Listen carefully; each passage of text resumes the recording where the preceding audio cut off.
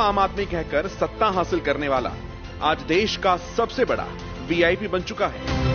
करोड़ों का शीश महल, सुरक्षा में 2 राज्यों की पुलिस रखने वाले अरविंद केजरीवाल तुष्टीकरण की राजनीति में इस कदर अंधे हो चुके हैं कि वो एक विशेष समुदाय को खुश करने के लिए सनातन का अपमान करने में भी नहीं चूकते। आम आदमी पार्टी के नेताओं में सनातन का अपमान करने में सबसे आगे अरविंद केजरीवाल ही हैं। अरविंद केजरीवाल ने राम मंदिर के निर्माण का विरोध किया था और अपनी नानी की कहानी के माध्यम से राम मंदिर में पूजा न करने के भी संकेत दिए थे। जब बाबरी मस्जिद का ध्वंस हुआ तो मैंने नानी से पूछा, नानी अब तो आप बड़े खुश हो गए, अब तो आपके भगवान राम का मंदिर बनेगा। कहती है, ना बेटा, मेरा राम किसी की मस्जिद तोड़ के ऐसे मंदिर में नहीं बस सकता। राम मंदिर निर्माण में देरी का मजाक उड़ाने वालों में भी अरविंद केजरीवाल ही सबसे आगे थे और अपने कार्यक्रमों में राम मंदिर के बनने का मजाक बनाते हुए वो कहते थे कि मंदिर वहीं बनाएंगे पर तारीख नहीं बताएंगे। अब ये बार बार पिछले 1 महीने से बीजेपी ने भी कहना चाहे मंदिर वहीं बनाएंगे, मंदिर वहीं बनाएंगे। हम कहते जी कब बनाओगे, कहते डेट नहीं बताएंगे, लेकिन 5 साल में, हर 5 साल में मंदिर वहीं बनाएंगे। और मंदिर से केजरीवाल साहब को इतनी नफरत है कि उन्होंने मंदिर पर निशाना साधने के लिए उन नेहरू तक की तारीफ कर दी थी जिनकी पार्टी को निशाना बनाकर वो सत्ता में आए थे। मैं सोच रहा था कि अगर Jawaharlal Nehru ji steel authority of India की जगह मंदिर बना देते तो क्या इस देश का विकास हो सकता था?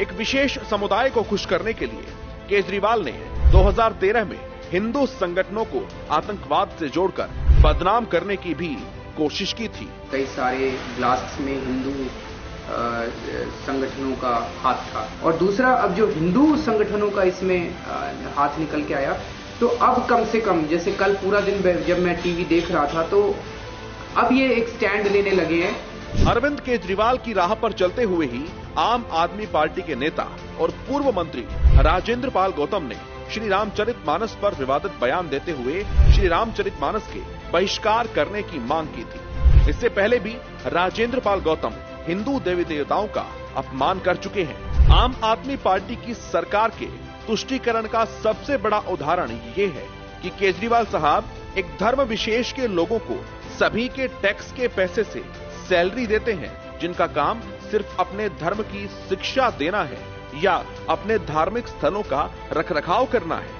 अन्य बाकी धर्म के लोगों की तरफ वो ध्यान नहीं देते। एक आरटीआई रिपोर्ट से ये खुलासा हुआ है कि दिल्ली की केजरीवाल सरकार ने पिछले 7 सालों में वक्फ बोर्ड को 101 करोड़ रुपए से अधिक का सार्वजनिक धन दिया। केजरीवाल साहब के इस दोगलेपन से अन्य धर्म के लोग परेशान हैं। अपनी तुष्टीकरण की राजनीति में अंधी हो चुकी आम आदमी पार्टी और केजरीवाल तो दिल्ली में हिंसा करने वाले, दिल्ली के लोगों को हिंसा में झोंकने वाले नेताओं को बचाने में लग जाते हैं। बिना आम जन की परवाह किए साल 2020 में दिल्ली के पूर्वोत्तर इलाकों में फैली हिंसा और आईबी के अधिकारी अंकित शर्मा की मौत में आपके पार्षद ताहिर हुसैन का हाथ था। आम आदमी पार्टी के नेता का नाम आने पर केजरीवाल से जब मीडिया सवाल पूछती है तो सर जी नाराज हो जाते थे।